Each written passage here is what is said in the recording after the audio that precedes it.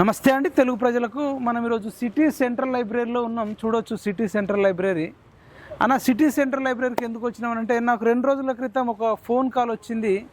అన్న, మీ వీడియోలు చూస్తున్నాం, రెగ్యులర్గా ఎమ్మెల్సీ ఎన్నికల్లో సంబంధించిన మీరు చేసిన ఇంటర్వ్యూలు కానీ గత కొన్ని సంవత్సరాల నుంచి మీ వీడియోలు ఫాలో అవుతున్నామన్నా.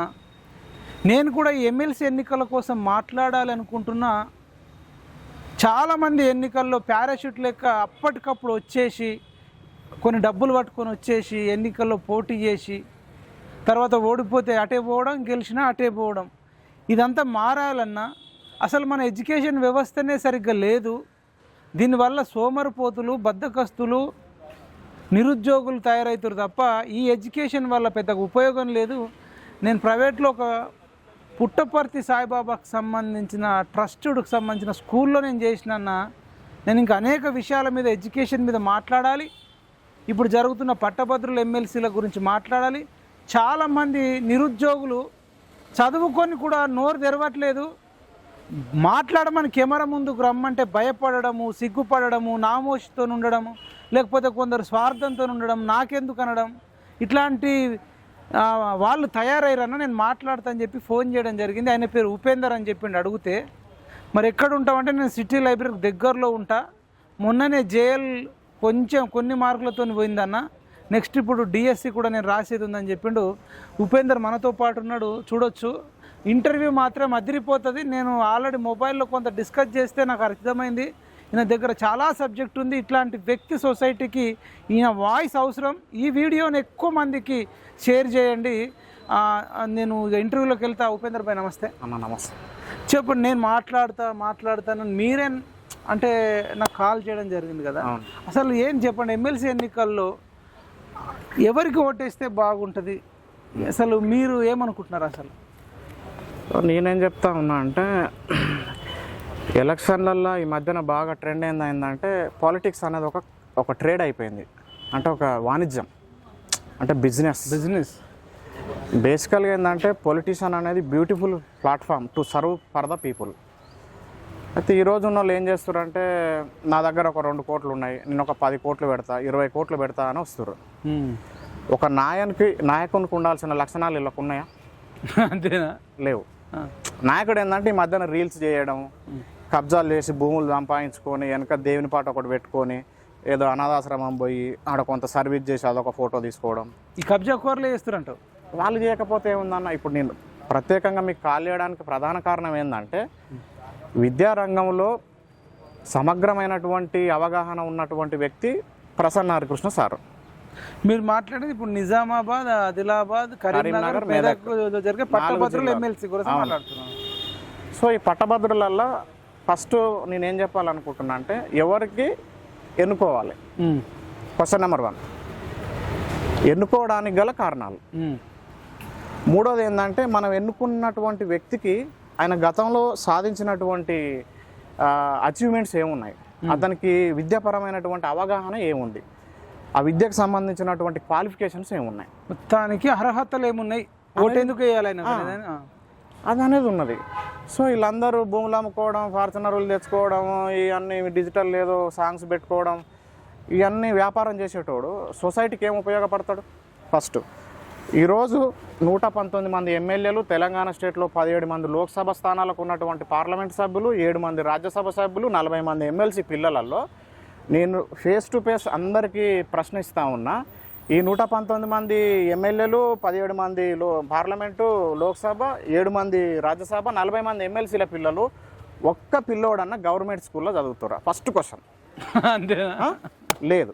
రెండో క్వశ్చన్ ఏంటంటే, ఇప్పుడు చెప్పిన నెంబర్స్ ఉన్న ఎమ్మెల్యేలు, ఎంపీలు కానీ ఎక్కడైనా ఉస్మానియా యూనివర్సిటీలో కానీ, గాంధీ హాస్పిటల్స్లో కానీ, ఉస్మానియా హాస్పిటల్స్ కానీ సెలైన్ పెట్టుకొని ఓపీలో పోయి పేరు రాపించుకొని ఏ రోజైనా బెడ్ మీద పడుకొని ట్రీట్మెంట్ చేసుకున్న సందర్భాలు ఉన్నాయా? వీళ్ళు పోయి ఎక్కడనో యూఎస్లో, యూకేలో పోయి ట్రీట్మెంట్ చేసుకొని వస్తారు కదా. మరి వీళ్ళు ఇసొంటి వాళ్ళు మనకు చెప్తా ఉంటారు. ఇప్పుడు ఎడ్యుకేషన్ సిస్టమ్ ప్రధానంగా నేను ఏం చెప్తా ఉన్నా అంటే, ఇక్కడ గున్నార్ మిర్దాలు ఏం చెప్తారంటే, భారతదేశంలో ఉన్నటువంటి విశ్వవిద్యాలయాలు కావచ్చు, విద్యా సంస్థలు కావచ్చు, విద్యార్థులను ఒక నిరుద్యోగులుగా మార్చి కర్మాగారాల లెక్క ఉన్నాయని చెప్తాడు. అంతే తప్పితే విద్యని ఇవ్వదు. సో జాన్ డూయి కానీ జిడ్డు కృష్ణమూర్తి కానీ వివేకానంద కానీ మహాత్మా గాంధీ కానీ వీళ్ళు చెప్పిన డెఫినేషన్స్ ఏంటంటే what is the real education means, వాడు మెంటల్గా, ఫిజికల్గా, ఎమోషనల్గా, కల్చరల్గా, పొలిటికల్గా, ఎకనామికల్గా ఇవన్నిటిలో కూడా సమాజాన్ని అర్థం చేసుకుంటూ మనకు భవిష్యత్తులో వచ్చే సమస్యలను, సవాళ్ళను ఎదుర్కొని అంచనా వేసి తనంతట తాను ఆ సమస్యలను సాల్వ్ చేసుకుంటూ సొసైటీలో తన మనుగడను కొనసాగించుకుంటూ పోవడమే జీవితంలో ఇవి అన్ని సమస్యలను ఒక అవగాహనతో అవేర్నెస్ చేసుకుంటూ ముందుకు పోవాలనేది విద్య. దానికోసం ఇది డెఫినేషన్ రియల్గా అది అయిపోయింది. ఇప్పుడు వచ్చిన డెఫినేషన్ ఏంటంటే ర్యాంకులు కొట్టాలి, అటెండెన్స్ 100% ఉండాలి, మెడల్స్ తీసుకోవాలి, దాని తర్వాత ఎగ్జామ్లో టాప్ స్కోర్ ఉండాలి, 100% డిస్టింక్షన్ ఉండాలి. ఇవి వీళ్ళు ఇది చేస్తారు, ఉద్యోగం చేసుకుంటారు, చిన్న ప్రాబ్లం రాగానే సూసైడ్ చేసుకొని చచ్చిపోతాడు. పాపం అట్లాంటి వ్యవస్థలో నెట్టివేయబడ్డరు. మరి నేనేం చెప్తున్నా అంటే ఇంత ప్యూర్గా ఉన్న ఎడ్యుకేషన్ ఈ మరి 119 మంది ఎమ్మెల్యేలు, ఈ 40 మంది ఎమ్మెల్సీలు, ఈ 17 మంది లోక్సభ, 7 మంది రాజ్యసభ సభ్యుల పిల్లల్ని ఇక్కడ చదివియాలి కన్నా గురుకులాలలో క్వాలిటీ ఎడ్యుకేషన్ ఉంటుంది. వాడే ఎలిజిబుల్ ఉండాలి అసలు పోటీ చేయాలంటే. వీళ్ళే కదా చెప్పేది మంచి గురుకులాలు బాగున్నాయి, ఇండియా తెలంగాణలో టాప్ ఇన్ఫ్రాస్ట్రక్చర్ ఉంది అని చెప్తారు. ఏ ఒక్క ప్రజాప్రతినిధి పిల్లలైనా ఒక్కరైనా ఈ విద్యా సంస్థలలో చదువుతుర్రా? లేదు. తెలుగు మీడియం ఈ మధ్యన బాగా ట్రెండ్ ఏమైందంటే మాతృభాషలో చదివితే అని చెప్తా ఉన్నారు. ఇప్పుడు నేను చెప్పిన ఈ ప్రజాప్రతినిధులల్లో ఒక్కరి పిల్లలన్నా తెలుగు మీడియం స్కూళ్ళలో చదువుతురా? ఒకరిని చూపిస్తారా? ఇప్పుడు రేవంత్ రెడ్డి గారు ఏం చెప్తా ఉన్నారు ముఖ్యమంత్రిగా, నేను గవర్నమెంట్ స్కూల్లో చదువుకున్నా, నేను ముఖ్యమంత్రిని అయినా అని చెప్తుండు. That is super. మరి నీకు అంత అనుభవం ఉండి అంత నమ్మకం ఉన్న వ్యక్తిని తన కూతురుని గవర్నమెంట్ స్కూల్లో నేను చదివించిన, జెడ్పీహెచ్ జిల్లా పరిషత్ హై స్కూల్లో చదివించిన అని చెప్పగలుగుతాడు అనేది నా ప్రశ్న. I right or not? If you are believe that education system by the government of Telangana or government of India, why they didn't want to join their children into government schools? ఇప్పుడు కేటీఆర్ కొడుకున్నాడు హిమాన్షు, అమెరికాలో ఏం చదువుతుండు? అమెరికాలో చదువుతుండు. ఎక్కడ చదువుతుండు? హరీష్ రావు ఉన్నాడు. వాళ్ళ పిల్లలు ఎక్కడ చదువుతారు? సింగపూర్ కదా. ఇవన్నీ ఏంటంటే మైక్ ముందల ఈ మధ్యన ఏంటంటే ఈ ఉపన్యాసాలు ఇవ్వడం. అంబేద్కర్ జయంతి రాగానే ఇదే అంబేద్కర్ను 200 అడుగులు 300 అడుగుల దూరంలో పెట్టిన చదువుకుంటున్నప్పుడు ఈ అంబేద్కర్ను 300 అడుగులే అంటరాని వాడు, ఇతను తగలొద్దు అని చెప్పి విమర్శలు చేసిన ఈరోజు సంవత్సరం 200 అడుగులు 300 అడుగుల విగ్రహాలు పెడతారు. అడుగులు పెట్టడితోనే అయిపోతుంది మరి సిద్ధాంతం అంతా. ఓకే, అదే కదా వీళ్ళ ఐడియాలో జట్టుపోయింది ఇది. ఇంకా విద్యారంగం వల్ల ప్రైవేటు విద్యా సంస్థలు ప్రైమరీ ఎడ్యుకేషన్ కానీ, సెకండరీ ఎడ్యుకేషన్ కానీ, హైయర్ ఎడ్యుకేషన్ కానీ ఎట్లుందంటే, ఒకప్పుడు ప్రపంచంలో నలంద విశ్వవిద్యాలయం కానీ, తక్షశిల విశ్వవిద్యాలయం కానీ మనకు ప్రపంచంలో ఎక్కడ ఉన్న కౌటిల్యుడు కానీ, ఈ చరక సంహిత సంబంధించిన పెద్ద పెద్ద బుక్స్ అన్నీ కూడా ప్రపంచంలో నలుమూలల నుంచి వచ్చి మన ఇండియాలో చదువుకునేటోళ్ళు. ఈరోజు రీసెంట్గా జరిగినటువంటి వరల్డ్ యూనివర్సిటీ ర్యాంకింగ్లో ఇండియా 200 యూనివర్సిటీలలో ఒక్క యూనివర్సిటీ కూడా లేదు. ఒక్క యూనివర్సిటీ లేదు. అది మనకు తెలియదు. మళ్ళీ గతంలో మనం అడ్మినిస్ట్రేషన్ తీసుకుంటే ఇంటర్ చదివిన వాళ్ళు ఎడ్యుకేషన్ మినిస్టర్ అవుతారు. ఎవరు? గవర్నమెంట్ ఎవరైతే రాజకీయ నాయకులు ఉన్నారో. నీకేం అనుభవం ఉంటుంది? పోయినసారి సబితా ఇంద్రారెడ్డి అంది. ఇప్పుడు హోమ్ మినిస్టరు చెప్పాలి అంటే ఒక అవగాహన ఉండదు. ఇప్పుడు వీళ్ళకి SLR గన్ ఏంది, AK-47 గన్ ఏంది, ఎంత మెన్ పవర్ అవసరం, మనం interacting with IPS officers. Mohammed Ali ఇప్పుడు 2 థీమ్స్ మనం మాట్లాడినాం కన్నా, ఈ కాంగ్రెస్ ప్రభుత్వం వచ్చినప్పటి నుంచి ఇప్పటి వరకు హోమ్ మినిస్టర్ పేరు చెప్పగలరా? No one is there till now. Education minister చెప్పగలరా? ఒకరు కూడా లేరు. ఎవరంటే నేనే ఉన్నాను, నేనే బాధ్యతలు తీసుకున్నా అని చెప్పి రేవంత్ రెడ్డి గారు చెప్తారు. ఈయనంతా 10th పాసా ఫెయిలా? ఎవరు? Revanth Reddy. Degree I think. A degree లే గ్రూప్ నాకైతే చెప్తాడు సార్ అట్లా. 10th fail, inter. సో నేనేం చెప్తున్నా అంటే ఈ సారు ఇప్పుడు ఇది బాధ్యతలు తీసుకుండు. రేవంత్ రెడ్డి సార్కి ఒకటే చెప్తా ఉన్నది ఏంటంటే, సార్ ఏ రోజు కూడా మినిస్టర్ లైఫ్ టైంలో వేయలే. Becoming this minister, being a minister, having such a great opportunity and very difficult task. Accountability అనేది నాట్ ఏ జోక్. జవాబుదారితనం అనేది చాలా కష్టం అనేది.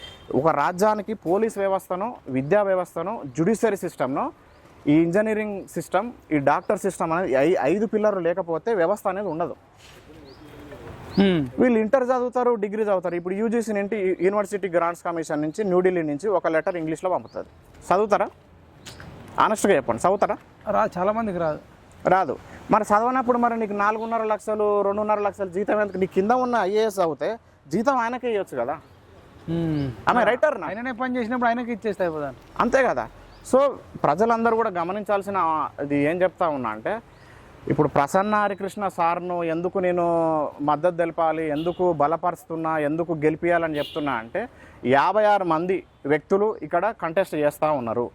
ప్రసన్న హరికృష్ణ సారు ఉస్మానియా యూనివర్సిటీలో ఎంఎస్సి పిహెచ్డి చేసిండు. 2006లో అతను జేఎల్గా రిక్రూట్ అయ్యిండు. తర్వాత డిఎల్గా అసిస్టెంట్ ప్రొఫెసర్గా ప్రమోషన్ వచ్చి అసిస్టెంట్ ప్రొఫెసర్గా 19 సంవత్సరాలు అటువంటి సర్వీస్ ఉన్నప్పటికీ అతను సాక్రిఫైస్ చేసి సొసైటీకి వస్తుంది ఫస్ట్. రెండోది, మరి ఈయనకున్న వ్యక్తిత్వం, ఈయనకున్న లక్షణాలు చూసుకుంటే ఇతనికి ఉద్యోగం వచ్చినప్పటి నుంచి అతని సాలరీలో 30% contributing for the poor students. మన రీసెంట్గా 1000 గంటల group 2, group 1, group 3, group 4 and SI and constable this all the competitive exams సిలబస్ను అన్ని 1000 గంటల క్లాసులని ₹1 కొన్ని లక్షల జనాభా, లక్షల స్టూడెంట్స్కు ఇవ్వడం అనేది జరిగింది. సో ఈయనకు ఉన్నటువంటి అవగాహన చూడండి. ఒక స్టూడెంట్గా మనం ప్రసన్న హరికృష్ణ సార్ను చూడొచ్చు, ఒక అన్ఎంప్లాయ్మెంట్గా ప్రసన్న హరికృష్ణ సార్కు తెలుసు, ఒక ఎంప్లాయ్మెంట్గా ప్రసన్న హరికృష్ణ సార్కు తెలుసు, ఒక అకాడమిషియన్గా ఒక ప్రసన్న హరికృష్ణ సార్కు లాట్ ఆఫ్ ఎక్స్పీరియన్స్ ఉన్నది. సో ప్రైమరీ ఎడ్యుకేషన్ అంటే ఏంది, సెకండరీ ఎడ్యుకేషన్ అంటే ఏంది, హయ్యర్ ఎడ్యుకేషన్ అంటే ఏంది, ఇక్కడ ఇన్ఫ్రాస్ట్రక్చర్ ఎట్లా ఉంటుంది, బయాలజీ ల్యాబ్ ఎట్లా ఉండాలి, ఫిజిక్స్ ల్యాబ్ ఎట్లా ఉండాలి, కెమిస్ట్రీ ల్యాబ్ ఎట్లా ఉండాలి, ఇక్కడ ఉన్నటువంటి మనకు ఇప్పుడు ఫిజికల్ ఎడ్యుకేషన్ డిపార్ట్మెంట్ ఉంటే దాంట్లో రిక్వైర్మెంట్స్ ఏముండాలి అని చెప్పి లాట్ ఆఫ్ ఎక్స్పీరియన్స్ ఉంది. ఈరోజు ఒక గోల్డ్ మెడల్ రాగానే వాళ్ళు పోయి 4 కోట్లు ఇస్తారు. ఈడ పీఈటీ లేరు, ఒక 20 వేకెన్సీస్ ఉన్నది అంటే నింపరు. దానికి ఎంత లాజిక్ ఉన్నదో చూడండి. ఇప్పుడు పీటీ సార్ ఉన్న కాడనేమో ఈ బాళ్ళు, క్రికెట్ కిట్లు ఏముండవు. కంప్యూటర్ టీచర్ ఉంటే కంప్యూటర్ ల్యాబ్ ఉండదు, కంప్యూటర్ ల్యాబ్లో ఏంటి ఇవి కంప్యూటర్స్ ఉండవు. సో మన ఇన్ఫ్రాస్ట్రక్చర్ చెప్తా ఉన్నా నేను. ఎందుకంటే నేను చూసిన అబ్జర్వేషన్లో, నేను ఒక డిగ్రీ కాలేజీలో పనిచేసిన, జూనియర్ కాలేజీలో పనిచేసిన, బెంగళూరులో పనిచేసిన, మంచి మంచి ఇంటర్నేషనల్ స్కూల్లో శ్రీ చైతన్య టెక్నో స్కూల్లో పనిచేసిన, అక్కడ ఉన్నటువంటి ఇన్ఫ్రాస్ట్రక్చర్, అక్కడ ఉన్నటువంటి విద్యా విధానం, అక్కడ ఉన్నటువంటి సిస్టమ్ ఎట్లా ఉన్నది, అడ్మినిస్ట్రేషన్ ఎట్లా ఉన్నది అనేది లాట్ ఆఫ్ ఎక్స్పీరియన్స్ ఉన్నది. వీళ్ళేదో రోడ్ల మీద కబ్జాలు చేసుకొని ఈ అన్ని రీల్స్ పెట్టి కార్పెట్లు పరుచుకొని దేవుని పాట పెట్టి వీళ్ళు సొసైటీకి ఏం ఉపయోగం వస్తుంది? ఇప్పుడు ప్రసన్న హరికృష్ణ సార్ ఉన్నాడు అంటే ఆయన ఒక అకాడమిషియన్గా, ఒక ప్రొఫెసర్గా, ఆయనకు ఒక టీచర్గా పిల్లలు పడే సమస్యలు ఏంటి? ఈరోజు గర్ల్స్ మనం చూస్తూ ఉన్నాము, గురుకులాలలో సరైన న్యూట్రిషన్ ఫుడ్ లేక యావరేజ్గా ఫర్ డే ఒక స్టూడెంట్ ఉండాలంటే 2100 క్యాలరీస్ ఫర్ డే మనకు అర్బన్ ఏరియాస్లో ఉండాలి. 2400 క్యాలరీస్ రూరల్ ఏరియా ఉన్నటువంటి పిల్లలకు ఉండాలి. మనకు విటమిన్ ఇంబ్యాలెన్స్ అవుతుంది. Adolescent people more than adolescent ఎవరైతే గర్ల్స్ ఉన్నారో వాళ్ళకు మెగ్నీషియం తక్కువ ఉన్నది, బాడీలో కాల్షియం తక్కువ ఉన్నది, ఐరన్ తక్కువ ఉన్నది. వీళ్ళందరూ పోయి even they don't have any idea. 88 కోట్ల జనాభా ఈరోజు మాల్ న్యూట్రిషన్లు ఉన్నారు ఇండియాలో. అంటే రేపు నువ్వు చచ్చిపోతావు అన్నదాకా వీడు ఇంకా ఏదో పని చేసుకుంటాడు. అంత ఇగ్నోరెన్స్లో ఉన్నది సొసైటీ. వీళ్ళు ఏదో ఉపన్యాసాలు ఇచ్చి నేను సేవ చేస్తున్నందుకు వస్తున్నా అంటే, సేవ చేయడానికి మదర్ తెరీసా ఏం పార్టీ పెట్టింది? స్వామి వివేకానంద ఏం పార్టీ పెట్టిండు? అంతే కదన్నా. వీళ్ళందరూ రవీంద్రనాథ్ ఠాగూర్ ఏం పార్టీ పెట్టిండు? వాళ్ళ ఇన్ఫ్లుయెన్స్ ఎంత ఉన్నది? అసలు డాక్టర్ బిఆర్ అంబేద్కర్ ఎలక్షన్లకు వస్తే డిపాజిట్లు కూడా రాలే. అంటే వీళ్ళు ఎప్పుడు ఎమ్మెల్యే కాలే. మహాత్మా గాంధీ ఏ రోజు ఎమ్మెల్యే కాలే, ఎంపీ కాలే, అసలు సర్పంచ్ కాదు, వార్డు మెంబర్ కూడా కాలే. కానీ ఆయన నిరంతరం మనం గుర్తుంచుకుంటున్నాం. ఇటువంటి స్టూపిడ్ పాలిటిక్స్ చేస్తే, ఈ సీజనల్ పాలిటిక్స్ చేస్తే, ఏదో షో కోసం వచ్చి దాని మీద అవేర్నెస్ ఉండదు, ఏదో షోలు కొట్టుకుంటా ఇది చేసేటోళ్ళు సమాజానికి జీరో. వాళ్ళకు నేను డిఫరెన్స్ ఏంటంటే, ఇప్పుడు నరేందర్ రెడ్డి గారు ఎవరు కాంగ్రెస్ పార్టీ నుంచి ఉన్నారు, అంజిరెడ్డి గారు బీజేపీ పార్టీ నుంచి ఉన్నారు. ప్రసన్న హరికృష్ణ గ్రాడ్యుయేట్స్ ఎలక్షన్స్ అంటే గ్రాడ్యుయేట్స్ మాత్రమే ఎన్నుకోవాలనేది ఇది మెయిన్ థీమ్. పొలిటీషియన్స్ వస్తే మళ్ళీ పొల్యూట్ అయిపోతుంది, మళ్ళీ సెప్టిక్ దానికి అలా సింబల్ ఇచ్చుకుంటూ అయిపోతుంది. ఇక అదే అంటున్నాను. ఇప్పుడు కాంగ్రెస్ వాడికి చేతి గుర్తు, బీజేపీ వాళ్ళకు పువ్వు గుర్తు, బీఆర్ఎస్ వాడికి కారు గుర్తిస్తే అయిపోతుంది. గుర్తులు లేవు, గుర్తులు లేకపోయినా వీళ్ళు కండువలు వేసుకొని.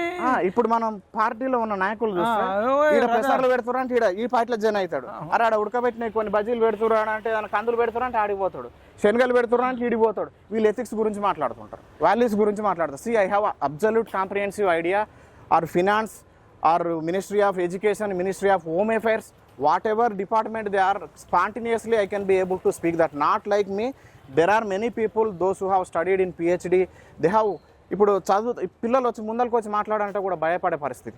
ఇంటర్ క్వాలిఫై కాని వాళ్ళు, డిగ్రీ క్వాలిఫై కాని వాళ్ళు ఈరోజు ఈ చట్టసభలకు పోయి ఏం ఉద్ధరిస్తారు? ఇప్పుడు ఎలాగ నేను డిస్కస్ చేసినట్టు ఇలా పిల్లలు ఇంతమంది ఎమ్మెల్యేలు ఎమ్మెల్సీలు ఈ తెలంగాణలో ఉన్న ఎంపీల పిల్లలు ఎంతమంది తెలుగు మీడియం చదువుతారు, ఎంతమంది ఇండియాలో చదువుతారు, ఎంతమంది గురుకులాలు చదువుతారు అంటే దేర్ ఇస్ నో ఆన్సర్. మన ఉపన్యాసం మాత్రం పెద్ద రచయిత లెక్క ఉంటుంది. మళ్ళీ రెండో అంశం మరి హాస్పిటల్లో చూసుకుంటారా అంటే చూసుకోరు. ఈ డబ్బులు పే చేసేది ఎవరు? మనం. ఇంకోటి కూడా ప్రజలు గమనించాల్సిన అంశం ఏంటంటే వీళ్ళకి సాలరీలు ఇచ్చేది మనం, ఇలా పెట్రోల్ ఈ కార్లలో తీసుకు పెట్రోల్కి ఇచ్చేది మనం, వాళ్ళ బొకేలు పూలకు ఇచ్చే డబ్బులు మనవి, ఆ ఫోటోగ్రాఫర్లు వచ్చి ఫోటోలు తీసుకొని పేపర్లు ఇచ్చే డబ్బులు మనవి, వాళ్ళు తాగే టీలు మనవి, వాళ్ళు తాగే బిస్లరీ వాటర్ మనం డబ్బులు పే చేస్తున్నాం.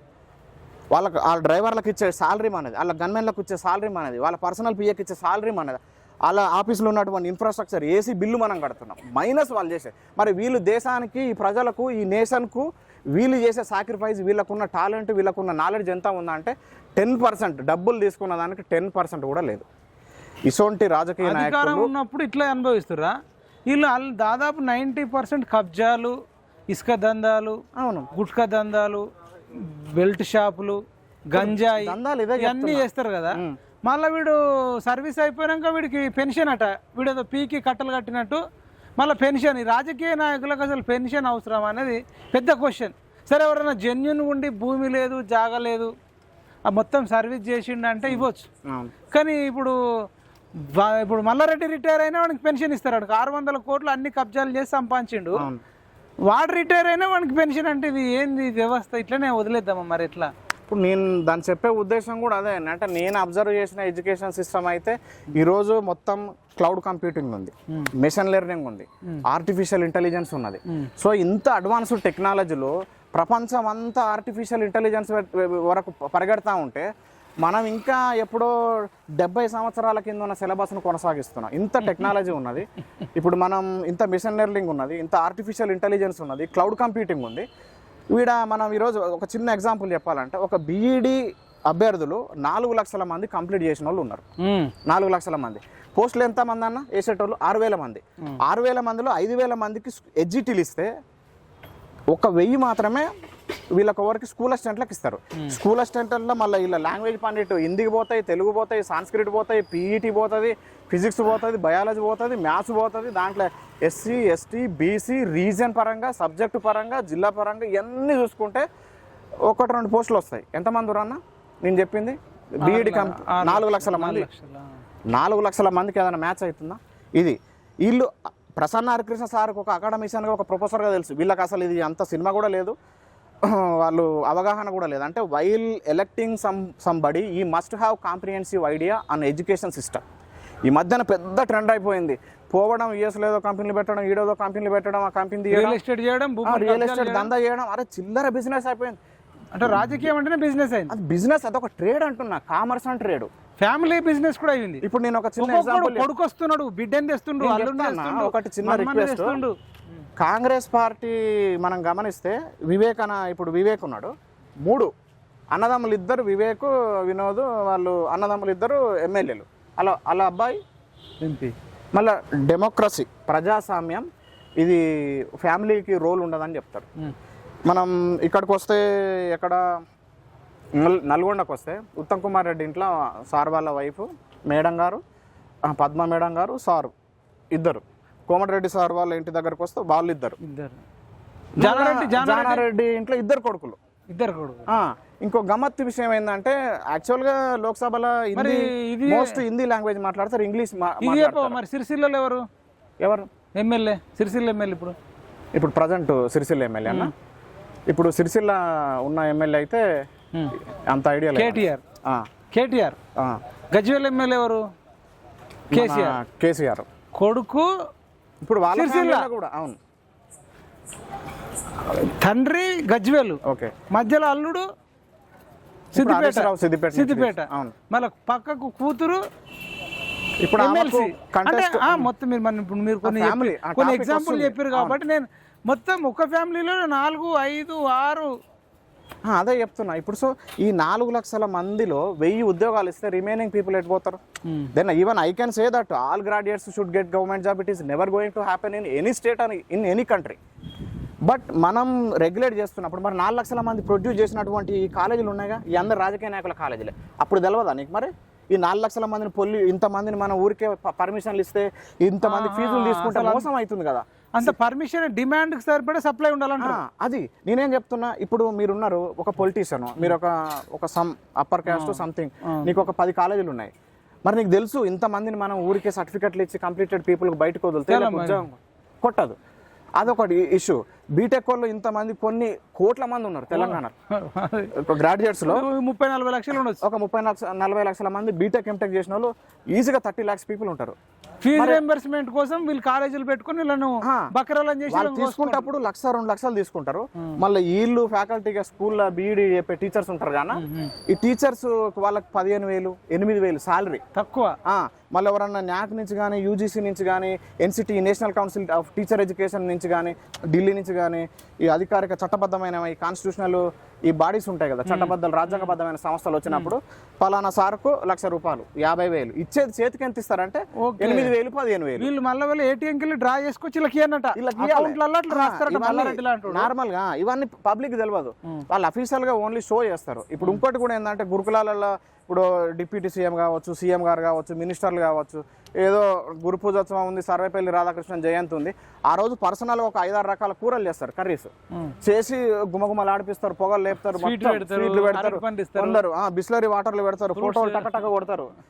ఇవన్నీ ఉంటుంది. అది ఒక్కరోజే ఆ పూట మట్టుకే. ఆ సార్ పక్కన వీళ్ళు కూర్చోవాలి, సార్ పక్కన వాళ్ళు కూర్చోవాలి, క్లోజ్గా కూర్చోబెట్టుకొని బేటా అంటాడు, బట్టలు పెడతాడు, చెద్దర్లు ఇస్తాడు, 5 నిమిషాలే ముద్దు పెట్టుకుంటాడు.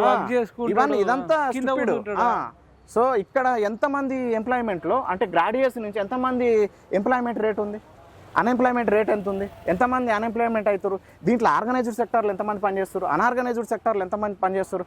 For example as we discussed మనం ఇంతకుముందు చెప్పినాం, మోస్ట్ ఆఫ్ ద ఇండియాలో కానీ తెలంగాణలో కానీ ఫస్ట్ ప్రిఫరెన్స్ ఎంప్లాయ్మెంట్లో ఉండేది అత్యధికంగా సెంట్రల్ అయితే రైల్వే పోస్టులు, తర్వాత ఉండేది ఆర్మీ, పోలీస్. మన స్టేట్కి వస్తే పోలీస్ రిక్రూట్మెంట్లో గతంలో ఫస్ట్ అది ఇచ్చి ఉంటే గ్రూప్ 4 ఇచ్చి ఉంటే ఇంకా కొంతమంది కుటుంబాలు బాగుపడేది. అదొక చిన్న మిస్టేక్ జరిగింది. దాని తర్వాత మిస్టేక్ ఏంటంటే రీలింగ్విష్మెంట్. గురుకులాల 3,000 పోస్టులు ఉన్నాయి. ఈ 3,000 తీసుకొచ్చి మళ్ళీ వెళ్ళేసి ఏదో ఉంటారు కదా రాత్రి అన్నాన్ని మళ్ళీ పులిహోర పోపేసి మళ్ళీ అది ఫ్రెష్గా పెడతారు. వీళ్ళు ఇచ్చే పోస్టులు ఏంది, ఇప్పుడు డిసెంబర్ 9 వరకు 2024లో డిసెంబర్ 9 వరకు 2 లక్షల ఉద్యోగాలు ఇస్తా అని చెప్పింది కాంగ్రెస్ పార్టీ. ఉద్యోగాలు మొత్తం ఇచ్చింది 55,000 పోస్టులు ఇచ్చింది అని చెప్తా ఉన్నారు. దాంట్లో 43,000 పోస్టులు అంటే నోటిఫికేషన్ ఇచ్చింది బీఆర్ఎస్ వాళ్ళు. అంటే ఫైనల్ మ్యాచ్ ఆడిందేమో ఒకరు, షీల్డ్ తీసుకునేదో మరొకరు. బీఆర్ఎస్ వాళ్ళు మంచి చేశారంటే అదేం లేదు. మళ్ళీ అది కూడా చెప్తున్నా, 10 years వాళ్ళు ఎంత డిస్టర్బ్ చేశారు, ఎన్ని కుటుంబాలను ఇది చేసిర్రు అనేది చెప్తా ఉన్నాను. సో నేను మళ్ళీ వచ్చినాక జీవో 29 విషయంలో 46 కావచ్చు, జీవో 29 కావచ్చు, పెద్ద 317 జీవో కావచ్చు, ఈ జీవోలన్నీ ఇష్యూ చేసి చాలా రొంపి చేసిరు. సో గురుకుల కనీసం పోస్ట్ పోన్ చేయమంటే ఇలా చిక్కడపల్లి లైబ్రరీ అంతా కదిలి రోడ్ల మీద కూడా పెట్టిన సందర్భాలు ఉన్నాయి. నాకేం కర్మ కాదు, నేనేం క్రిమినల్ కాదు, అసలు -0 remark in my me since my childhood. I have 0 remark. So వీళ్ళందరూ చట్టసభలలో కబ్జాలు చేసిన వాళ్ళు, బ్రోకర్ దందా చేసేటోళ్ళు, చిన్న చిన్న ఇష్యూస్ దళాలు బేరమే, వాట్ ఈస్ దట్ అది చెప్తుంటారు కదా, ఏదో గ్రూపులు కొట్టుకొని పోయి సంజాయిషి చేస్తా ఉంటారు. ఈ బ్యాచ్ అంతా settlement batch, phone pay batch, Google pay రాజకీయాలు, ఫోన్ పే రాజకీయాలు never going to happen. Mafia చేస్తారు. నేను మళ్ళా ఒకసారి 1-2 సార్లు చెప్పేది ఏంటంటే, ప్రసన్న హరికృష్ణ సార్ అనే వ్యక్తి MSc PhD చేసిండు. అతను ఒక బయాలజికల్ సైన్స్లో బయాలజికల్ ప్రొఫెసర్గా ఉన్నాడు. ఆయన మంచి ఎక్స్పీరియన్స్ ఉన్నది.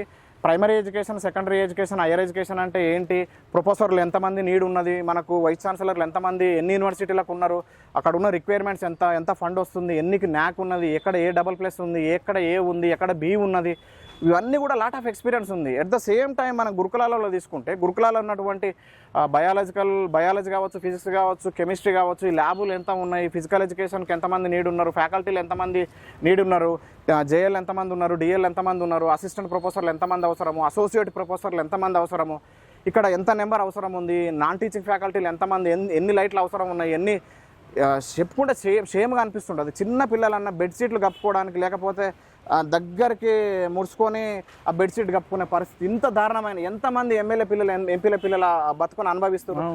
ఆడపిల్లలు కనీసం న్యూట్రిషన్ ఫుడ్ లేక, ఐరన్ లేక, కాల్షియం లేక, మెగ్నీషియం లేక ఎంత విధంగా రక్తహీనత ఉండి ఎంత సఫర్ అవుతారు. ఎంతమంది ఎమ్మెల్యే పిల్లలు వాళ్ళ ఇప్పుడు అయితే ఎమ్మెల్యేలు ఉన్న వాళ్ళ భార్యలు కూడా మీ పిల్లలు ఆ విధంగా భరిస్తే ఏ విధంగా ఉంటుందో ఒకసారి. ఈవెన్ గా శ్రీ చైతన్య నారాయణ కంట్రోల్ చేయక పిల్లలంతా సూసైడ్లు, హెల్త్ బాగాలేక ఉపకాయము, పిసిఓడి, మేనేజ్మెంట్ ఎవరన్నా ఎమ్మెల్యే పిల్లలు ఇలా బంధువుల పిల్లలు బావలో సంథింగ్. శ్రీ చైతన్య నారాయణ లాంటి వాడి దగ్గర మామూలు తీసుకుంటారు.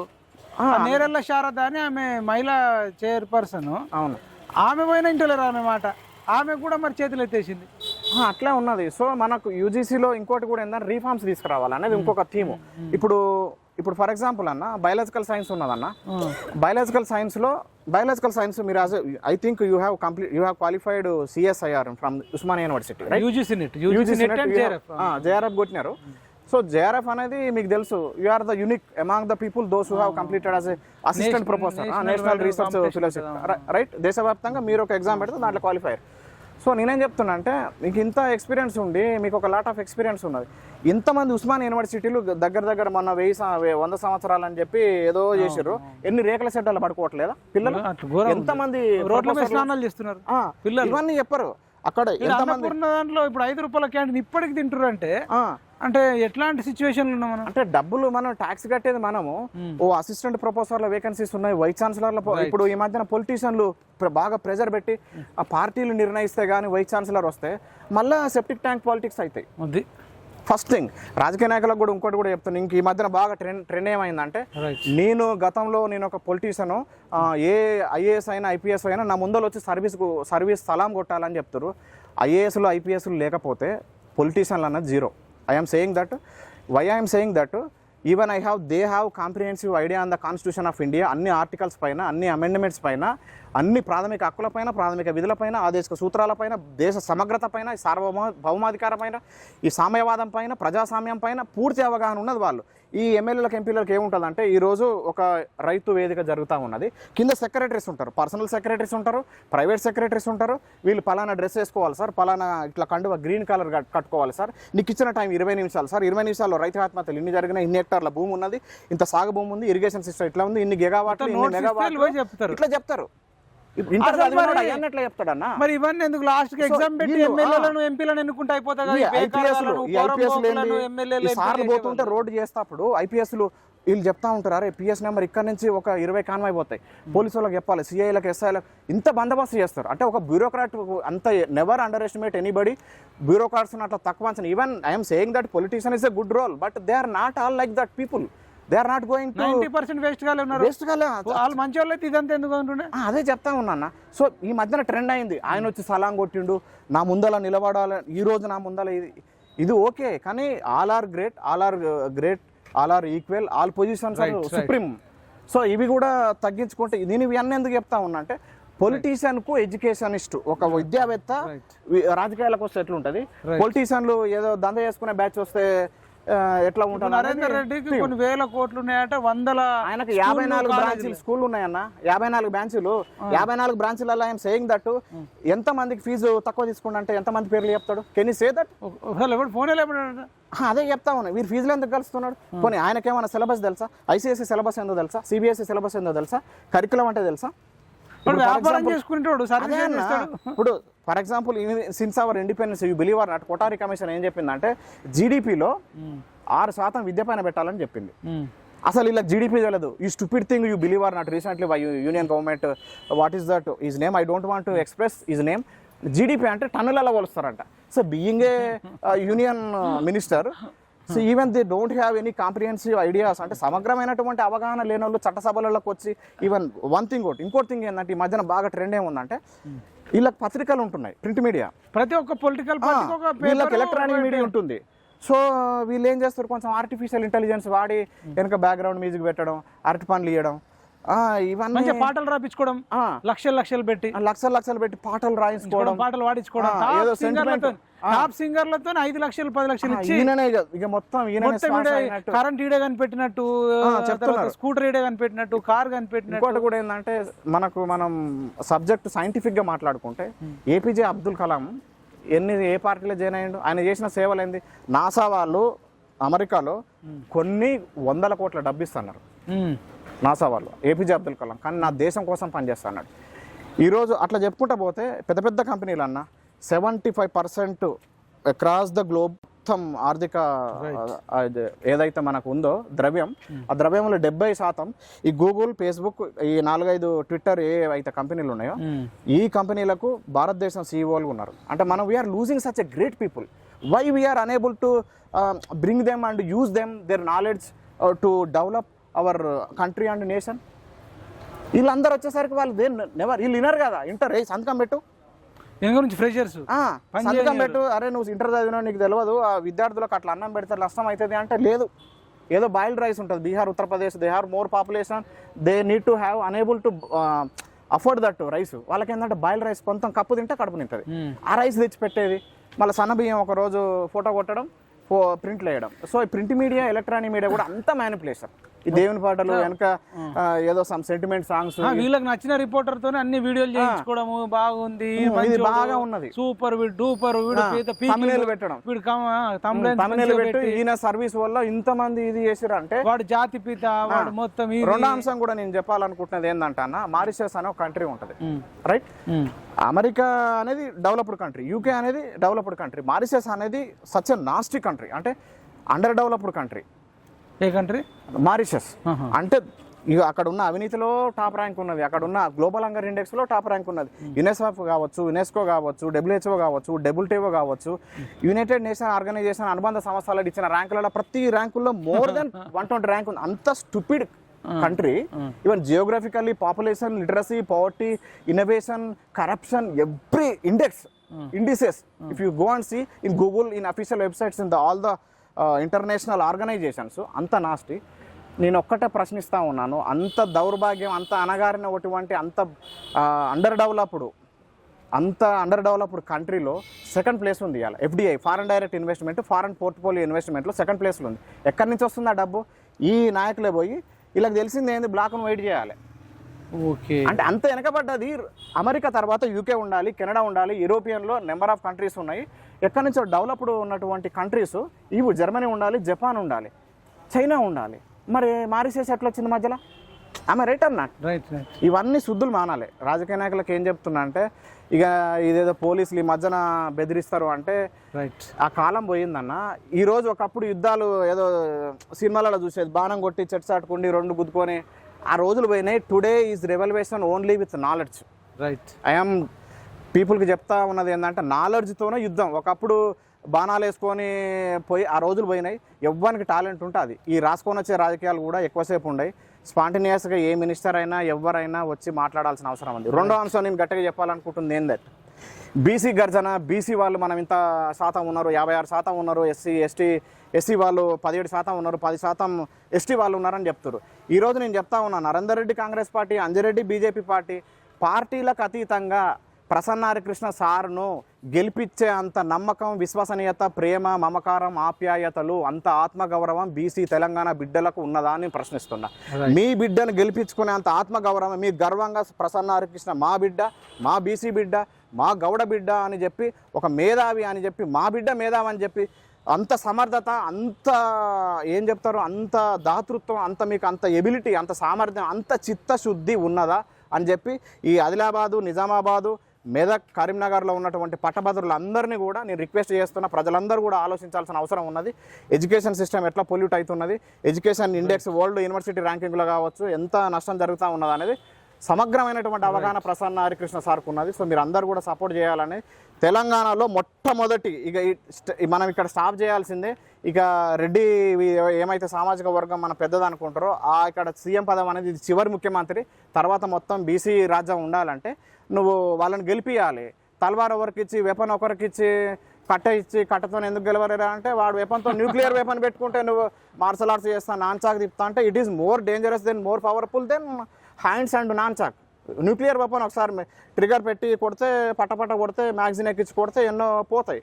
సో మనం ఎవరికి అధికారం ఇవ్వాలి, ఎవరిని పవర్లో పెడితే బీసీ బిడ్డకు పవర్లో పెడితే మన బీసీ బిడ్డలను whether Congress party BJP party I never say that regarding parties ఇతను బీసీ బిడ్డలకు పెట్టుకుంటాడు కానీ రేపు వాళ్ళు అప్పర్ క్యాస్ట్ వస్తే అంటే even okay caste discrimination I'm not saying that వీళ్ళకి అవగాహన ఉంది, విద్యారంగం పైన అవగాహన ఉంది, ఈయనకు దాతృత్వం మంచిగా ఉంది, బ్లాక్ మనీ సంపాదించుకునే నేచర్ కాదు, ఆయనకు సిన్స్ ఉద్యోగం వచ్చినప్పటి నుంచి అది వచ్చే సాలీలో 30% ప్రజలకు ఇస్తా ఉన్నాడు.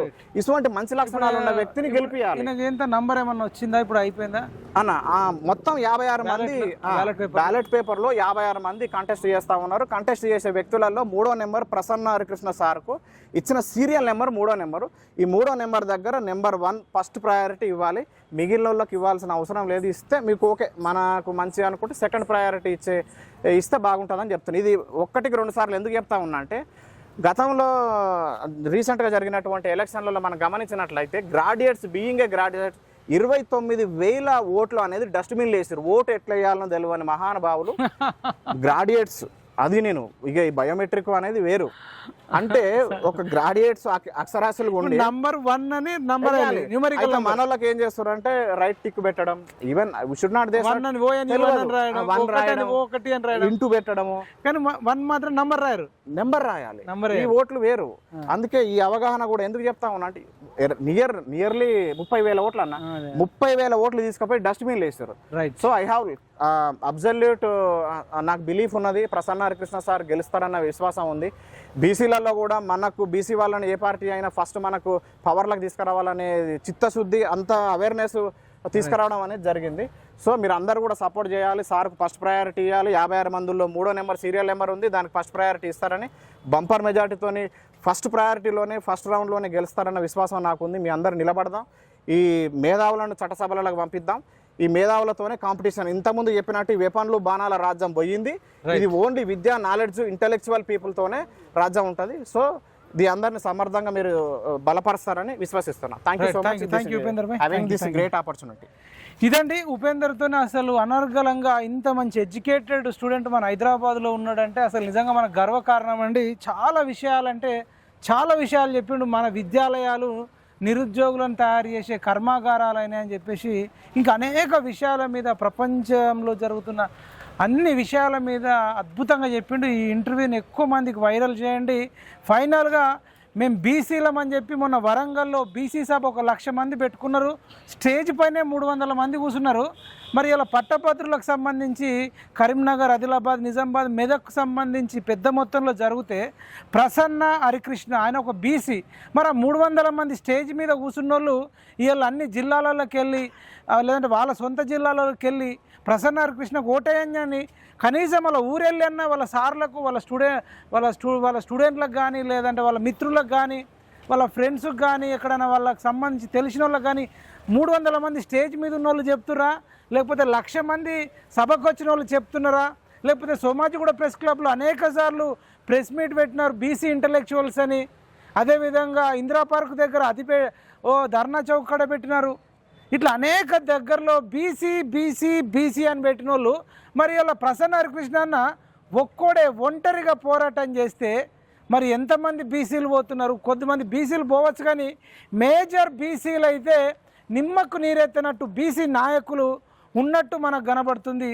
మరి ఇలా తీన్మార్మలన్న కూడా బీసీల కోసం ప్రాణం ఇస్తా అని చెప్పేసి అంటున్నాడు, చాలాసార్లు మనం వింటున్నాం. మరి ప్రసన్న హరికృష్ణ అంత ఒంటరి పోరాటం చేస్తే ఈయన ఎక్కడ కూడా ఏ జిల్లాకు కూడా వెళ్ళినట్టు మనకు కనబడలేదు. లేకపోతే ఎందుకు ప్రసన్న హరికృష్ణ అంటున్నాం? మరి మిగతా వాళ్ళు బీసీలు లేరా 56 మందిలు అంటే ఉన్నారు, కానీ ఈయన మోస్ట్ కాంపిటీషన్ ఇస్తున్నాడు. అటు బీజేపీ పార్టీ నుంచి అంజిరెడ్డికి కానీ కాంగ్రెస్ నుంచి ఉన్న నరేందర్ రెడ్డికి కానీ వాళ్ళిద్దరికీ ఎక్కువగా కాంపిటీషన్ ఇస్తున్న ఒక బీసీ బిడ్డ, బలహీన వర్గాల బిడ్డ ఎవరంటే ప్రసన్న హరికృష్ణ. గెలిచేటోడు ఉన్నప్పుడు, అందుబాటులో ఉన్నప్పుడు మిగతా వాళ్ళకు ఓట్లు చీలకుండా జాగ్రత్త పడి ప్రసన్న హరికృష్ణను గెలిపిస్తే రేపు బీసీ సీఎంను బీజేపీ కానీ కాంగ్రెస్ కానీ ప్రకటించే ఛాన్స్ ఉంటుంది. ఇక మీరే ఓడగొట్టి మళ్ళీ బీసీలకు అన్యాయం జరుగుతుందన్న ఈడబ్ల్యూఎస్ తీసుకొచ్చారు. ఎకనామికల్ వీకర్ సెక్షన్ వల్ల ఫార్వర్డ్ క్యాస్ట్ వాళ్ళకు బీసీల కన్నా మార్కులు తక్కువ వచ్చిన టీచర్ జాబులు వచ్చినాయి, పోలీస్ జాబులు వచ్చినాయి, గ్రూప్ 2 వస్తుంది, గ్రూప్ 1 వస్తుంది. అని దయచేసి మాత్రం చెప్పకండి. బీసీలకు అన్యాయం జరుగుతుందంటారు, ఈడబ్ల్యూఎస్ వల్ల అన్యాయం జరుగుతుందంటారు, ఎస్సీ ఎస్టీల కంటే కూడా తక్కువ మార్కులు వచ్చిన ఫార్వర్డ్ కమ్యూనిటీ వాళ్ళకు జాబ్లు వస్తున్నాయి అంటారు. మరి ములుగుడేనా, లేకంటే ఎక్కడికైనా ఫోన్ చేసి తెలిసినోడికి మరి పలానా ఎమ్మెల్సీ ఎన్నికలు ఉన్నాయి, నిరసన వ్యక్తం చేద్దాం, రేవంత్ రెడ్డి ఎంత చెప్పినా వినకుండా జనాభా లెక్కలు తీయకుండా అవుట్ రైట్గా ఈడబ్ల్యూఎస్ వాళ్లకు 10% ఇచ్చి పడేసిండు. మరి ఓసీల జనాభా ఎక్కువ చూపెట్టిండు, బీసీల జనాభా తక్కువ చూపెట్టిండని మరి బయట ములుగుడేనా, లేకపోతే ఏమన్నా ఓట్లు వేపించి నిరసన తెలియజేసేదేమన్నా ఉందా లేదా అని చెప్పేసి ఉపేందర్ భాయ్ అడుగుతూ ఉన్నాడు. ఇంకా ఇంత నిరుద్యోగుల స్వామి వివేకానంద చెప్పిండు, ఈ పిరికితనంతో ఉన్న బద్ధకస్తులు, స్వార్థపరులు, లేకపోతే బలహీన పరులు, సమాజం పట్ల ఎటువంటి సోయి లేని వాళ్ళు బతికినా ఒకటే సచ్చినా ఒకటే అన్నాడు. ఏంటికయ్యా మీరు జాబులు కొట్టేది? స్పృహ లేదా? సామాజిక స్పృహ లేదా? హెలికాప్టర్ వచ్చినా మీరు బయటకు రారు, 1,00,000 మంది ఒక్కసారి బాంబ్ బ్లాస్ట్ అయినా బయటకు రారు. ఆ ప్యాడ్లకు అతుక్కొనే ఉండాలనా? సొసైటీ పట్టించుకోవద్దా? ఇంత దారుణమా? అన్యాయం జరుగుతుందని చెప్పేటోళ్ళు సాటుకు ఎప్పుడు కాదు, ఫోన్లు చేసి చెప్పండి. ఇప్పుడు కనుక ఓడిపోతే నెక్స్ట్ మరి రేవంత్ రెడ్డి ఏం చెప్తాడు రాహుల్ గాంధీకి? రెడ్డిలను నిలబెట్టినాం, నరేందర్ రెడ్డిని గెలిపించారు, ఇంకొకసారి ఇంకో రెడ్డిని గెలిపించారు. రెడ్డిలు అంటేనే బీసీలకు ఇష్టం, ఎస్సీలకు ఇష్టం, ఎస్టీలకు ఇష్టం అని చెప్పి రాహుల్ గాంధీకి చెప్తాడు. మనం అప్పుడు మళ్ళా మాకు గ్రూప్ 2 వాయిదేయండి, గ్రూప్ 1 వాయిదేయండి, డిఎస్సి వాయిదేయండి, పోస్టులు పెంచండి, మెగా డిఎస్సి వేయండి అని మళ్ళీ చిక్కడపల్లి లైబ్రరీ కాడికి వెళ్ళి మళ్ళీ ఆర్టీసీ క్రాస్ రోడ్ అంతా ఆర్సీ రెడ్డి దాకా వెళ్తే పోలీసు వాళ్ళు రావడం, వ్యాన్లలో లెక్కించుకపోవడం, చంద్రాయన్ గుట్టకు అటేసుకపోతారు, ఒక నబ్జల్గంజ్కి, ఒకళ్ళని బొల్లారంకు, ఒకళ్ళని ఎల్లారంకు. ఇదే టార్చరా? మంచి అవకాశం అయ్యా, ఆపర్చునిటీ అయ్యా, ముదిరిపోయిన బెండకాయలు రా నిరుద్యోగులని రేవంత్ రెడ్డి అంత ఇన్సల్ట్ చేసినా రక్తం ఉడకట్లేదా మీకు? ఇంత దారుణమా? ఇంకా లాస్ట్ ఫైనల్గా యూట్యూబ్ ఛానల్ అని కూడా గొట్టంగాలు అన్నాడు. ఆ గొట్టంగాళ్ళు గెలిపిస్తేనే సీఎం అయిన ఈ గొట్టము మళ్ళీ వీళ్ళని గొట్టం అనబట్టే నిరుద్యోగులను యూట్యూబర్లను గొట్టంగాలంటే నువ్వు పెద్ద పుడింగా? ఆ నిరుద్యోగులు లోపల రగిలిపోతారు కానీ మన ఆలుగడ్డలు ఉడకబెట్టినట్టే తప్ప బయటకు వచ్చేది లేదు, కొట్లాడేది లేదు. మాకెందుకు? ఎగ్జామ్ నోటిఫికేషన్ లేకపోయినా ఒక కుర్చీ వేసుకొని ప్యాడ్ పెట్టుకొని పేపర్ మీద బుక్ పెట్టి రాస్తూనే ఉండండి. వాడేమో అమ్ముకుంటాడు వెనకకెళ్ళి, జీవో 29 తీసుకొస్తాడు, తెలిసినోడికి ఇచ్చుకుంటాడు, ఈ డబ్బులు వేసేస్తాడు, తెలిసినోడికి ఇచ్చుకుంటాడు. మన బ్యాక్లాగ్ జాబులు కూడా అమ్ముకుంటారు దొంగలు. మీకు తెలియదు. ఎంత చెప్పాలి? ఎవరి కోసం? మీకోసం మీరు కూడా కొట్లాడకపోతే ఎందుకయ్యా? మరి ఇంత స్వార్థమా? ఇంత స్వార్థమా? అసలు ఇది ఎంత టూ మచ్ అండి.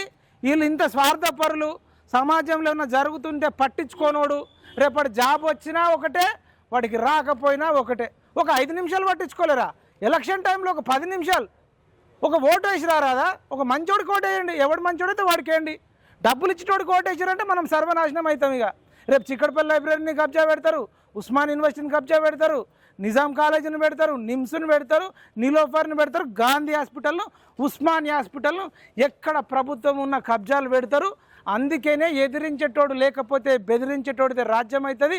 మేధావులు మౌనంగా ఉంటే రాక్షసులే రాజ్యం వెళ్తారని తెలిసి కూడా అసలు నోరు తెరవకపోవడం వల్ల రాక్షసులు అట్లా చేస్తారు. ఫైనల్గా గౌడులు సర్దార్ పాపన్న గౌడ్ వారసులం అని చెప్పేసి అనేక సందర్భాల్లో మీటింగులు పెట్టుకుంటారు. మరి ప్రసన్న కృష్ణ గౌడ్ అన్న ఒంటరి పోరాటం చేస్తే ఎంతమంది గౌడ బిడ్డలు ఫోన్లు చేసి ప్రసన్న కృష్ణ గౌడ్ని గెలిపియండి అని కనీసం ఫోన్లు చేసి అన్న లోపట పట్టభద్రులకు చెప్తున్నారా? మాకేం చేసేది, మాకు అదంతా సంబంధం లేదు. ఆ ఎలక్షన్ మరి ఇంకెప్పుడు సపోర్ట్ చేస్తారన్నా? ఆయన మంచోడు, చెడ్డోడైతే సపోర్ట్ చేయకండి. మేము మొత్తం రాజ్యాలు వెళ్ళినామని కుల సంఘాల మీటింగులు పెట్టుకుంటారు. మాది ఆ రాజ్యం, మాది యాదవ రాజ్యం, మాది ముదిరాజుల రాజ్యం, మాది శాలివాహన రాజ్యం, మాది గౌడ రాజ్యం, మేము గోల్కొండ కోట రేలినాం, శ్రీకృష్ణదేవరాయలు వారసులం, ఛత్రపతి శివాజీ వారసులం. మరి ఈయన సందర్భం ఎలక్షన్ వచ్చినప్పుడు రమ్మంటే బయటకు వెళ్ళకుండా ఓన్లీ మీటింగులు పెట్టుకోవాలి, జయంతిలు చేయాలి. ఇదేనా? అంబేద్కర్ ఫోటో పెట్టుకొని ఓ బిజినెస్, జ్యోతిరావు పూలే పెట్టుకొని ఒక బిజినెస్. బిజినెస్ గాళ్ళు ఎక్కువైన రాజకీయాలకు వచ్చి, కానీ ఈ నిరుద్యోగులేమో జాబ్ వస్తే చాలు ప్రపంచాన్ని గెలిచినట్టే ఫీల్ అవుతారు తప్ప అసలు జాబ్ వచ్చినాకనే కదా స్టార్ట్ అయ్యేది. ఇది ఎట్లా చెప్పాలా నిరుద్యోగులకు? ఛత్రపతి శివాజీ పుస్తకాలు చదువుతారు, నెపోలియన్ పుస్తకాలు చదువుతారు, నేతాజీ సుభాష్ చంద్రబోస్ పుస్తకాలు చదువుతారు, భగత్ సింగ్ గురించి చదువుతారు.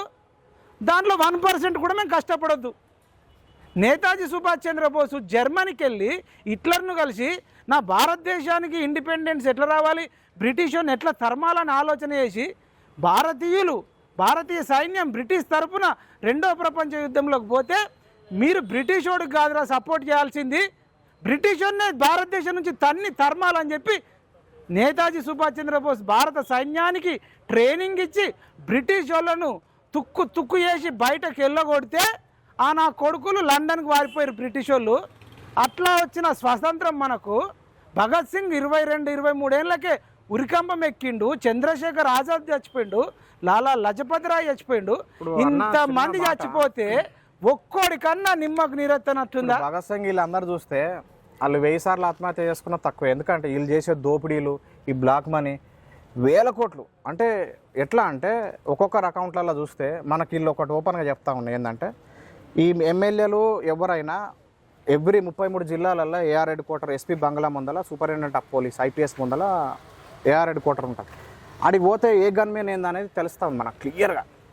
ఏ గన్మెన్ ఏం చేస్తున్నాడు, ఈ ఇక్కడ మినిస్టర్లు ఎమ్మెల్యేలు ఎట్లున్నారు, పర్సనల్ పిఏలు ఎట్లున్నారు. అంటే వాళ్ళు ఎందుకు, మీరు చెప్పిన పాయింట్ చెప్తున్నా, భగత్ సింగ్ ఎందుకు త్యాగం చేసిండు, వీళ్ళందరూ ఈ బోకునా కొడుకులు చేసేటోళ్ళు కాదు. ఆయన 22 ఏళ్ళ వయసులో చచ్చిపోవాల్సిన అవసరం ఉంది. నేతాజీ సుభాష్ చంద్రబోస్ మంచిగా అక్కడనే హ్యాపీగా సెటిల్ కావచ్చు. చంద్రశేఖర్ ఆజాద్ ఎందుకు చచ్చిపోవాలి? అరే ఇంత దుర్మార్గులు. లాలా లజపత్ రాయ్ లాఠీ దెబ్బలు కొడితే రక్తం కమిలి చచ్చిపోయాడు. మరొకటి కన్నా ఉందా? వీళ్ళకి ఆ సోయి లేదు. అంటే ఇట్లా అయితే 100 ఎకరాలు భూములు కొనుక్కొని ఫామ్ హౌస్లు కట్టుకునే లుచ్చా కొడుకులకు 47% అన్న అఫీషియల్ గా చెప్పింది. 47% పొలిటీషియన్స్ క్రిమినల్స్ అఫీషియల్ గా ఉన్నది. 41 కాదు 99%. ఎందుకంటే అఫిడవిట్ లో 41% దొరకచ్చు. ఇంక మిగతా దొరకని దొంగలంతా దొంగలే. మనుషులవరా? అసలు రాజకీయం అంటే వాడు ఆస్తులు రాసిచ్చి ఒక 5 ఎకరాలు 10 ఎకరాలు ఉంచుకొని మిగతాదంతా సమాజ సేవ చేయడానికి రావాలా. వీడు చెప్పులు లేనోడు వస్తాడు ఏకదం మళ్ళీ హెలికాప్టర్లో తిరిగే పరిస్థితి. అదే ఇప్పుడు రేషియో చూసుకుంటే రష్యా ఇక్కడ చూసుకుంటే అందరికి ఒక 666 ఎకరాలు ఉంటాయి పర్ హెడ్కు. మన ఇండియాలో 66 ఎకరాలు ఉంది. అంటే మిగిలిన ఇప్పుడు అప్పర్ కాస్ట్ ఒక ఊరు తీసుకుంటే 70% ఎకరాలు 4 కుటుంబాలే ఉంటాయి. ఇప్పుడు అప్పర్ కాస్ట్ ఉంటుంది కదా, ఒక 4-5 కుటుంబాలు 70 ఎకరాలు ఉంటుంది. ఇక బడుగు బలహీన వర్గాలు బీసీ ఎస్సీ ఎస్టీలకు ఆడ 2 గుంటలు ఈడ 3 గుంటలు, అంటే ఒక 95 కుటుంబాలకు 95% ఉంటుంది. 95% ల్యాండ్, 5% పీపుల్. ఒక్కోడికి 100 బిగాలు ఉంటే 99 మందికి మంచికి ఎకరం అంటే 99 ఎకరాలు. మళ్ళీ లుచ్చగాళ్ళు ఏం చెప్తారంటే 99% మంది ఎస్సీ ఎస్టీ బీసీలకే భూమి ఉందని చెప్తారు. ఆ ఒక్కోడికే ఈ 99 మందికి ఉన్నంత భూమి ఉన్న విషయం చెప్పరు. ఇట్లా జరుగుతుంది. తెల్ల దొరల కంటే ఈ నల్ల దొరలు చాలా డేంజర్. వాడన్న వజ్రాలు, వైడూర్యాలు, కోహినూరు వజ్రం, సుగంధ ద్రవ్యాలు ఎత్తుకపోతే ఈ లుచ్చానా కొడుకులు ఈ భూములు, జాగలు, నదులకు ఒకటి నడక నేర్పిండట, ఇంకొకడేమో ఇసుక దందాలు, వాడిని అడ్డుకుంటే ఇసుక దోపిడీ, కలప దోపిడీ, కట్టె దోపిడీ, ఎర్రచందనము, టేకు, మొత్తం గుట్కా బిజినెస్, గంజాయిలే అమ్ముతురు ఈ లుచ్చగాళ్ళు. ఏమిరా లుచ్చానా కొడుకులారా? వీడు పాకిస్తానోడు, ఆఫ్ఘనిస్తానోడు, చైనాడు కంటే కూడా ఇక్కడ గంజాయి బిజినెస్ చేసేటోడు, డ్రగ్స్ బిజినెస్ చేసేటోడు, బెల్ట్ షాపులు అమ్మేటోడు ఆఫ్ఘనిస్తాన్, పాకిస్తాన్, చైనా, వాడికంటే మనకు డేంజర్. ఈ లుచ్చానా కొడుకుల మీద చట్టాలు రావాలి. ఇప్పుడు డేరా బాబా కూడా చూడన్న ఎన్ని మర్డర్లు చేసాడు ఆయన, ఇప్పుడు బెయిల్ మీద బయటకు వచ్చాడు. ఇట్లాంటి దేశము, నిరుద్యోగులు బయటకు రారు, ఆ లుచ్చానా కొడుకులు ఆగరు. ఇప్పుడు ఎమ్మెల్సీ ఎన్నికలు వచ్చింది. ప్రసన్న హరికృష్ణన్నకు ఆయన మంచి వ్యక్తి, చదువుకున్నోడు, ఉన్న దాంట్లో ఆ కార్పొరేట్ మాఫియా దొంగలు దోపిడీ చేసిన వాళ్ళు వస్తురయ్యా అని మేమంటే మేము మాట్లాడమన్నా, మేము అసలే మాట్లాడం, మేము బయటకు రాం. ఆయన ఆన్లైన్లో విన్నర్ క్లాసెస్ ద్వారా ₹1 క్లాస్ పెడితే వింటాము, కానీ బయటకు వచ్చి చెప్పము. ఇదేందన్నా? తీసుకోవడమే తప్పితే ఇవ్వడం తెలియదు. ఇప్పుడు వాళ్ళు తీసుకోవడమే తెలుసు, 1000 కోట్లు ఫీజులని తీసుకుంటారు. ఈయన 10,000 పెట్టుంటే 1,00,000 మందికి ఇచ్చున్నాడు. ఈయనకు ఒక 100 కోట్లు వచ్చేది. మళ్ళీ మంచిగా 5,000 ఇస్తే 10,000 ఇస్తే ఓటేసేదాం. అది బెటరా? అరే ₹1 పేదోళ్ళు అందరు కోచింగ్ ఇన్స్టిట్యూట్కి వెళ్ళి తీసుకోలేరు. చాలామందికి తండ్రులు లేరు, నిరుద్యోగులకు చాలామంది తాగుడుకు అలవాటు అయిపోయి తండ్రులు లేరు, ఒంటరి మహిళలు మిగిలిపోయారు. తల్లి ఉంటుంది, తండ్రి ఉండనే ఉండడు. అట్లాంటి వాళ్ళు ఉన్నారని చెప్పి ₹1 క్లాస్ పెడితే బయటకు వచ్చి ప్రచారం చేయకపోతే ఎట్లా? బీజేపీ వాళ్ళకి బీజేపీ కార్యకర్తలు ఉన్నారు, కాంగ్రెస్ వాళ్ళకి కాంగ్రెస్ కార్యకర్తలు ఉన్నారు, అక్కడ బీఆర్ఎస్ వాడికి బీఆర్ఎస్ వాళ్ళు ఉన్నారు. మరి ప్రసన్న హరికృష్ణకు నిరుద్యోగులు ఉన్నారని ఆయన అనుకుంటున్నాడు. మరిగా ఇప్పుడు ప్రసన్న హరికృష్ణ కోసం కాదు, ఇప్పుడు రేవంత్ రెడ్డిని ఒకసారి ఓడగొడితే నిరుద్యోగులు అసంతృప్తిగా ఉన్నారు, మాకు 2 లక్షల ఉద్యోగాలు వేయాలి, నిరుద్యోగ భృతి ఇవ్వాలి, 5 లక్షల కార్డు ఆ చేయూత కింద ఇస్తున్నారు అది ఇవ్వాలి అని చెప్పడానికి గోల్డ్ ఇస్తున్నారు. గోల్డ్ ఇక గోల్డ్ తర్వాత విషయం, ఇక ఇవన్నీ అడగడానికి ఉంటాయి. 317 జీవో మీద అడగొచ్చు, మళ్ళీ జీవో 29 మీద గట్టిగా అడగడానికి ఉంటుంది, జీవో 46 వాళ్ళకు అడగడానికి ఉంటుంది. మరి ఇక ఆయన గెలిచిండు అనుకో, నాకే ఓటేసిర్రు, ఇక ఇవన్నీ ఏం లేవు తూచి అంటాడు. కాబట్టి ప్రసన్న హరికృష్ణను చంపుకుంటారా సాదుకుంటారా మరి నిరుద్యోగుల చేతులుంది. ఈ వీడియో మొత్తం వైరల్ చేయండి, ప్రతి ఒక్కరు ఒక 10 మంది కన్నా ఫోన్ చేసి ప్రసన్న హరికృష్ణకు ఓటేయండి. ఆయన సీరియల్ నంబర్ 3 ఉంటుంది, అక్కడ ప్రసన్న హరికృష్ణ పేరు ఉంటుంది, ఆయన ఫోటో ఉంటుంది, అక్కడ 1 అని నంబరు ONU1 అనో 1 అని తెలుగులో రాయడం కాకుండా నంబరు 1 అని రాయాలి, న్యూమరికల్ నంబర్ అని రాయాలి. అట్లా రాక కూడా 20-30 వేల మంది ఓటర్లు డబ్బా నా కొడుకులు ఉన్నారట. ఇదేందో మరి నాకు అర్థం కాదు. చూద్దాం మరి నెక్స్ట్ ఫిబ్రవరి 21 నాడు ఎలక్షన్ ఉంది. మరి ఆ రోజు కనుక ప్రసన్న హరికృష్ణ గెలిస్తే ఒక చరిత్ర అవుతుంది. బీసీలకు ఎంత జనాభా ఉందో అంత రిజర్వేషన్ విద్య ఉద్యోగాలలో, స్థానిక సంస్థలలో, ఎమ్మెల్యేలలో, ఎంపీలలో కూడా రేపు భవిష్యత్తులో అడగాలంటే ప్రసన్న హరికృష్ణ గెలిస్తే ఆయనను పట్టుకొని రాష్ట్రం అంతా తిరుగుదాం. గెలుస్తేనే రేపు బీసీ ఇప్పుడు స్థానిక మాదిగలకు మాకు జనాభా ప్రకారం మాకు ఇంత కావాలని చెప్పేసి వాళ్ళు తిరిగిర్రు. మాదిగలకు ఇంత జనాభా ఉంది, ఇంత రిజర్వేషన్ ఇస్తామన్నారు. మరి బీసీలకు ఎందుకు ఇయ్యారు? బీసీల జనాభా ఎంత ఉందో బీసీలకు ఎందుకు ఇయ్యారు అంటే వాళ్ళు 1,00,000 డప్పులు 1000 గొంతులు అన్నారు కాబట్టి వేస్తుర్రు. రేపు మనం ఏం చేయాలి? 1,000,000 డప్పులు 1,00,000 గొంతులతో మనం వెళ్ళాలి. మొత్తం అన్ని ఎల్బీ నగర్, ఎల్బీ స్టేడియమా, సరూర్ నగర్ స్టేడియమా, లేకపోతే పరేడ్ గ్రౌండా, ఏదో ఒకటి నింపితే తప్ప ఈ దొంగలకు భయం ఉండదని చెప్తూ ఈ వీడియోని ఎక్కువ మందికి షేర్ చేయాలని కోరుకుంటూ జై జవాన్, జై కిసాన్, జై హింద్.